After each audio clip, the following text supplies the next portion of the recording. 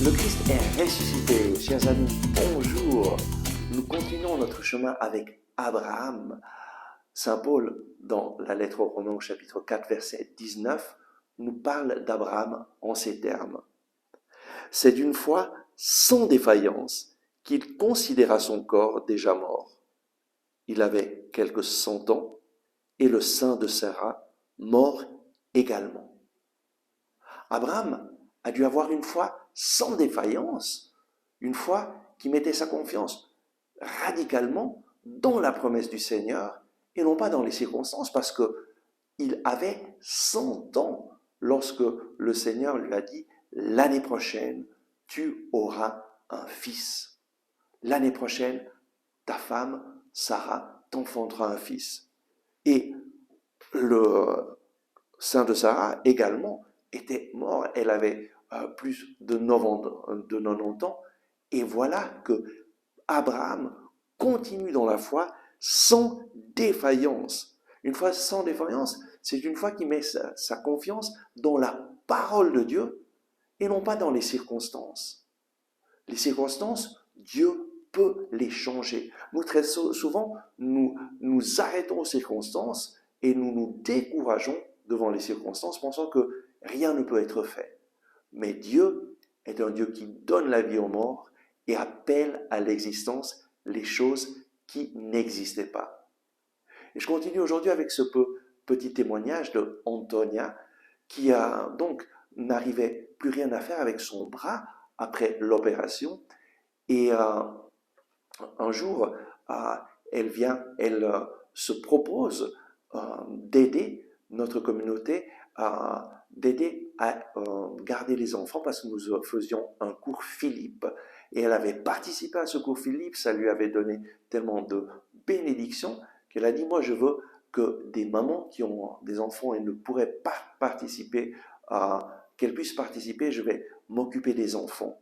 Et donc elle s'est offerte pour garder les enfants durant ce cours, même si elle ne pouvait pas utiliser son bras droit. Et à la fin de ce cours, qui a été vraiment une grande bénédiction, j'ai été la remercier. Et elle me dit, c'est moi qui vous remercie parce qu'à travers le cours Philippe, ma vie a vraiment changé.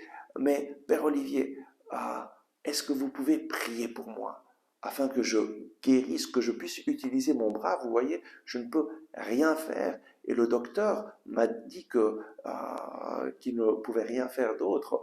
Et moi, j'ai commencé à l'encourager, à lui donner des paroles d'encouragement. Et je ne me rends pas compte vraiment de tout ce que je lui ai dit, mais elle, durant ce moment que je lui parlais, elle a entendu une parole sortir de ma bouche qui lui disait « Antonia, ce mois-ci, au nom de Jésus, tu pourras lever ton bras. » Et cette parole est entrée dans son cœur, s'est gravée dans son cœur et lui a donné une espérance et une foi sans défaillance. Et dès ce moment-là, elle a commencé à mettre sa confiance que durant ce mois-là, et donc c'était le mois d'août, que durant ce mois-là, le Seigneur allait la guérir. Demain, je vais continuer ce témoignage et terminer ce témoignage extraordinaire d'Antonia, de ce que le Seigneur a fait pour elle. Et donc, aie une foi sans défaillance. Mets ta confiance dans le Seigneur et dans ses promesses. Les circonstances peuvent être difficiles, mais une chose est sûre, le Seigneur est le Seigneur des circonstances et il peut changer tes circonstances en ta faveur. Oh oui Seigneur, nous venons à ta présence et mettons notre confiance en toi. Nous ne voulons pas défaillir devant les circonstances défavorables, mais nous voulons mettre notre confiance en toi, parce que toi, tu es le Seigneur, Dieu créateur, qui donne la vie aux morts et appelle à l'existence les choses qui n'existent pas. Merci, parce que tu viens aujourd'hui nous encourager et interviens dans notre vie. Amen. Merci d'avoir regardé ce message. Si vous l'avez aimé, je vous invite à cliquer sur le bouton « J'aime ». C'est très important en effet de cliquer sur le bouton « J'aime » afin que les moteurs de recherche de YouTube fassent voir ce message à d'autres personnes qui sinon ne le verraient jamais. Et de cette façon, vous nous aidez à rejoindre de nouvelles personnes. Je vous invite aussi à vous inscrire à notre chaîne YouTube si vous ne l'avez pas encore fait et à partager ce message avec vos amis. Ensemble avec ma communauté, nous prions pour vous et pour votre famille. À demain!